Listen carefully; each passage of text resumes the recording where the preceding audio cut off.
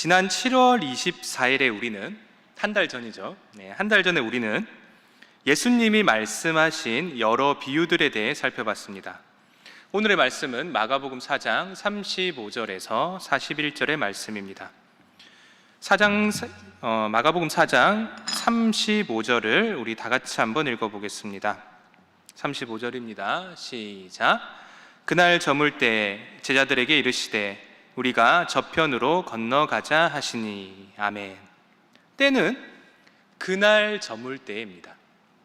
앞서 나오는 1절에서 34절의 모든 일이, 즉 비유로 하신 말씀과 그 해석을 하신 일이 갈릴리 바닷가에서 하루 동안에 벌어졌던 일입니다. 오늘 본문에 나오는 사건도 같은 날 저녁쯤에 벌어진 일입니다. 그날 저녁쯤에 예수님이 제자들에게 말씀을 하십니다. 우리가 저편으로 건너가자. 36절입니다. 그들이 무리를 떠나 예수를 배에 계신 그대로 모시고 가매 다른 배들도 함께하더니. 아멘. 36절부터 주의해야 할 사항이 나옵니다. 오늘 본문의 전체 주어가 일시적이 아니라 오늘 본문 내내 제자들로 바뀝니다. 주어가 갑자기 제자들로 바뀝니다. 누군지는 모르겠지만 제자들 중 누군가의 시점으로 목격된 장면들이 아주 생생하게 서술되어 있습니다. 마치 제자들의 입장에서 오늘 본문의 사건을 바라보고 무언가를 생각해 보라는 뉘앙스처럼 받아들여집니다. 다시 본문으로 돌아와서 그들이, 즉 제자들이 예수님을 배 그대로 태우고 무리를 떠납니다. 무리를 떠났다. 마치 비유의 뜻을 가르쳐 주시기 위해 내부인만을 따로 분리해서 가르침을 내릴 것만 같은 느낌입니다. 따로 분리해 내신 겁니다. 여기서 우리는 오늘 본문의 기적이 단순한 기적이 아님을 눈치채야 합니다. 내부인이 깨달아야만 하는 예수님의 가르침과 연관이 있는 본문입니다.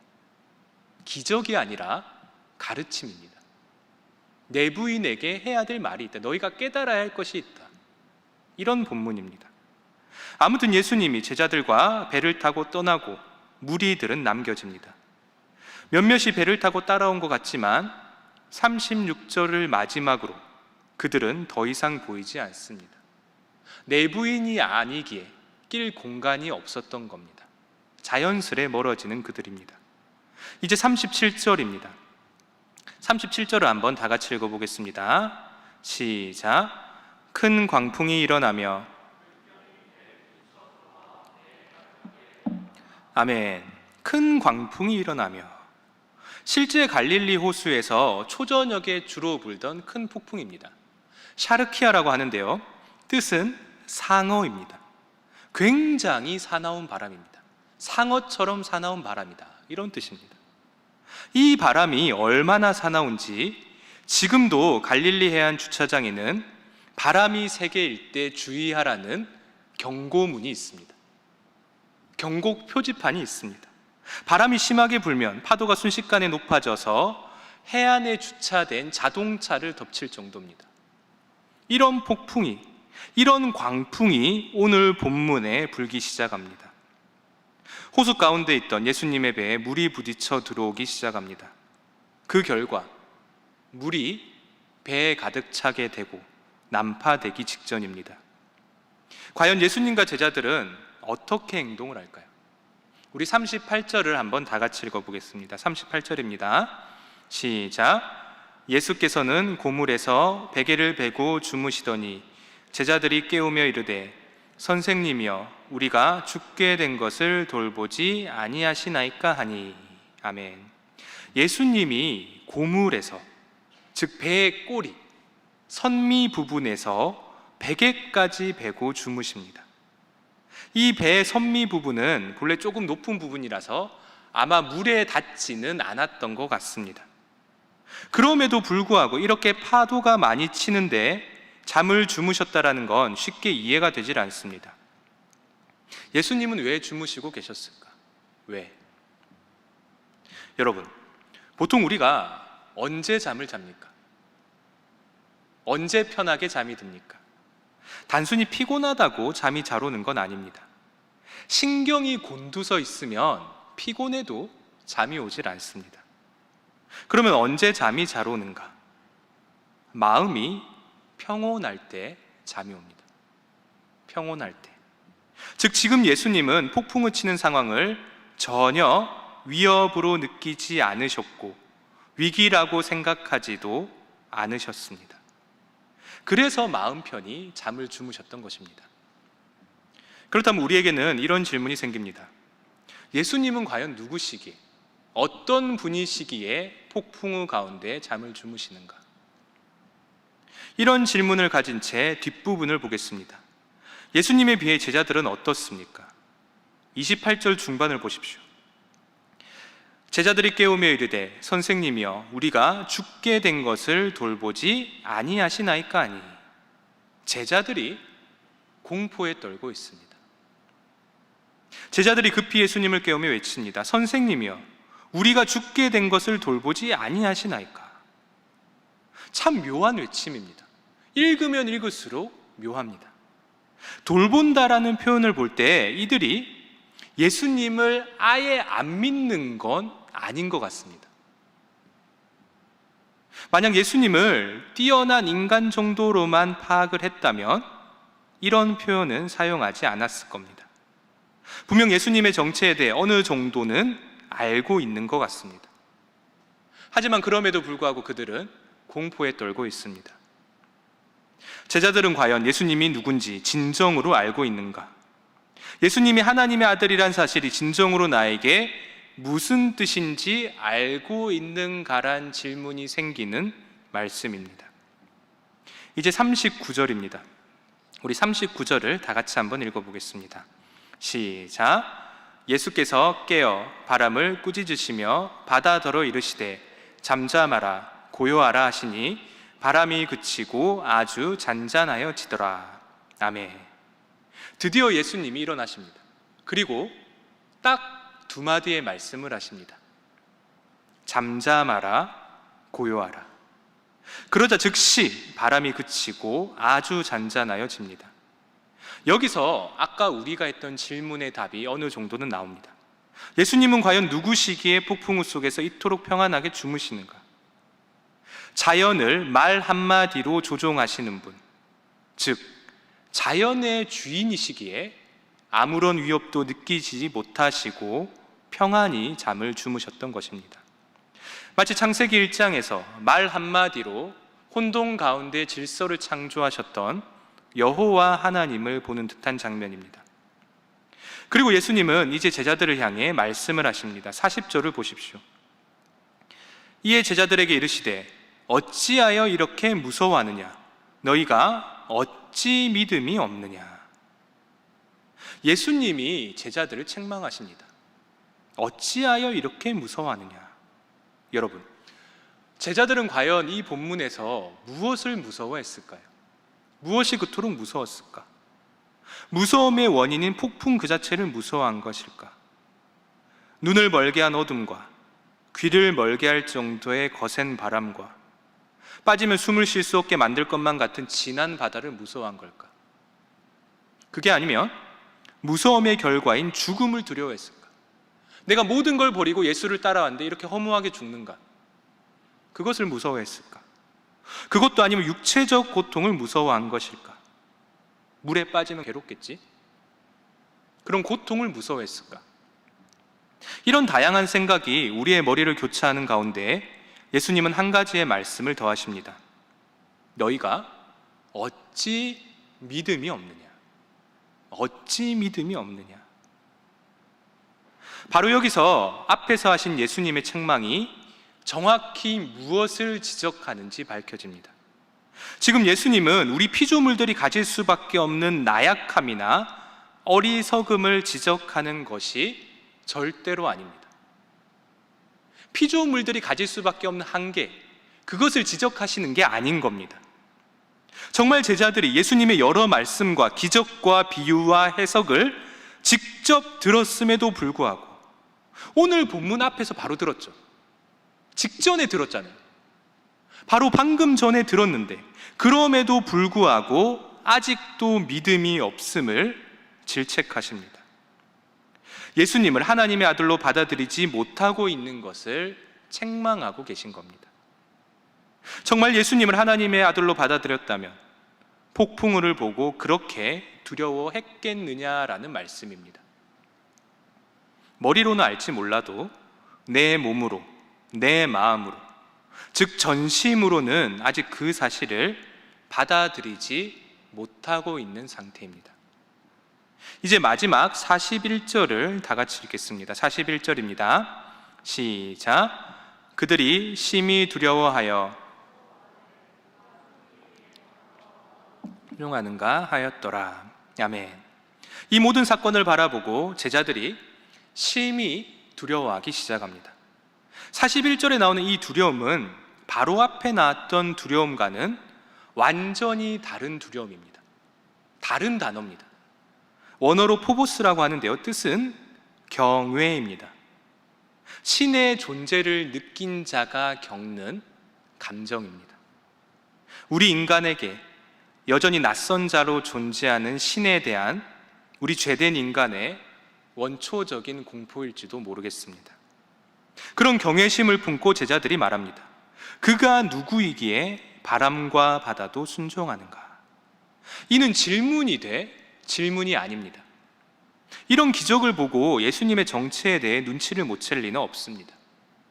제자들이 바보는 아닙니다.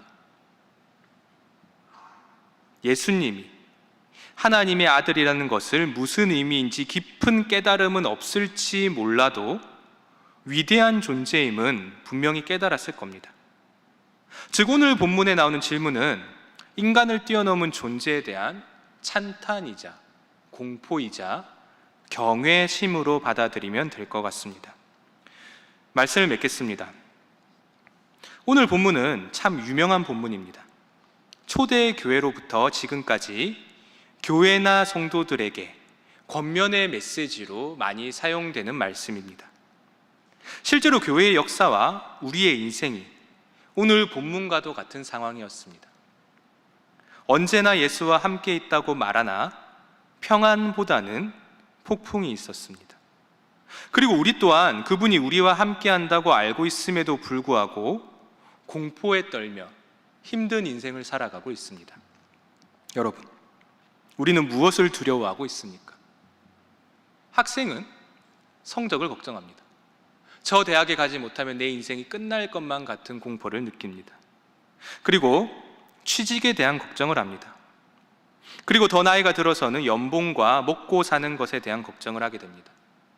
내 체면은 어떻게 될 건가? 내가 평안한 인생은 살게 될 건가?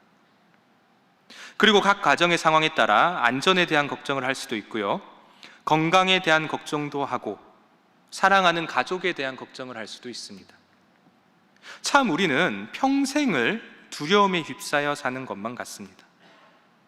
그렇다면 우리가 가진 이 많은 두려움은 도대체 어디서 생겨난 것일까요?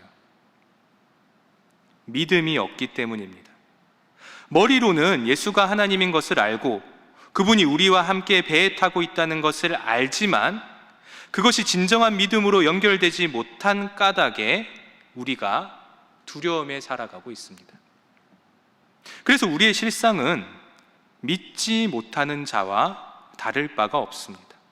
믿는다고는 하지만 실제로는 안 믿는 겁니다. 안 믿는 겁니다. 이런 믿음 없는 우리는 언젠가 위기를 맞닥뜨리게 될 겁니다. 그리고 결국은 신을 원망하게 될 것입니다. 우리가 죽게 되었는데 당신은 뭐 하고 있습니까? 왜 우리를 돌보지 아니하시나이까? 하나님을 믿지 못하고 그분을 두들겨 깨우는 우리들입니다. 그때 과연 하나님이 우리에게 무슨 말씀을 하실까요? 어찌하여 이렇게 무서워하느냐? 어찌 믿음이 없느냐? 여러분, 하나님은 창조주이십니다. 휘몰아치는 폭풍과 거친 바다조차 한마디로 잠재우실 수 있는 분입니다. 우리 다 같이 시편 107편의 말씀을 보겠습니다. 시편 107편의 말씀을 우리 다 같이 한번 천천히 읽어보겠습니다. 읽습니다. 시작. 이에 그들이 그들의 고통 때문에 여호와께 부르짖으매 그가 그들의 고통에서 그들을 인도하여 내시고 광풍을 고요하게 하사 물결도 잔잔하게 하시는도다. 그들이 평온함으로 말미암아 기뻐하는 중에 여호와께서 그들이 바라는 항구로 인도하시는도다. 아멘. 이처럼 하나님은 위대하신 분입니다. 그래서 우리의 실존을 평온하게 하시고 우리에게 진정한 안정을 줄 수 있는 것은 오직 주님뿐입니다. 우리 청년부를 보겠습니다. 우리 청년부가 어떻게 하면 안정할 수 있을까요? 위대한 목사가 오면 될까? 아니면 뛰어난 행정팀이 꾸려지면 될까? 그것도 아니면 베테랑 팀장이나 순장이 오면 될까? 그러면 안정이 될까? 절대로 그렇지 않습니다. 제가 장담하건대 폭풍 한 번에 싹 없어질 겁니다. 싹 다 날아가 버릴 겁니다. 그게 바로 우리의 본성입니다. 정리를 하면 믿음 없음은 두려움을 만들어냅니다. 그리고 그 두려움은 나를 위기의 상황에서 제대로 대처하지 못하게 만듭니다. 여러분, 가장 먼저 주님을 바라보시기 바랍니다.